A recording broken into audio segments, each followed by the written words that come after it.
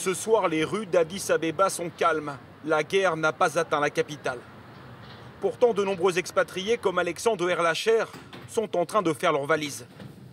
Les 900 Français qui vivent ici ont reçu le même message de l'ambassade.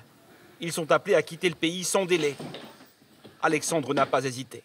Là, avec les récentes annonces du gouvernement, on s'est dit qu'il était préférable de partir quand même. Et il n'y a pas que les Français. La plupart des autres ambassades occidentales ont lancé le même message, parfois depuis plusieurs jours déjà. Tous nos amis sont partis. Il nous reste vraiment plus que quelques amis qui restent par nécessité du travail ou par choix. Alexandre prendra la nuit prochaine un vol direct pour Paris.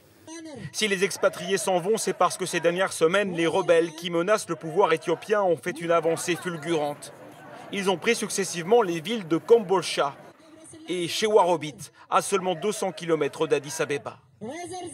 Ce qui a poussé le Premier ministre Abiy Ahmed, prix Nobel de la paix 2019, à partir ce matin en première ligne.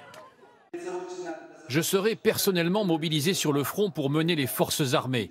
Ceux qui veulent faire partie des enfants de l'Éthiopie salués par l'histoire, levez-vous aujourd'hui pour votre pays. Les rebelles du Front de libération du peuple de Tigré sont en guerre depuis 1 an contre le pouvoir central. Ils sont soutenus par 9 autres groupes. À l'origine, ils revendiquent l'indépendance pour leur région du Nord. Mais le conflit a tourné en guerre civile d'une brutalité extrême dans les 2 camps et qui se joue loin des caméras.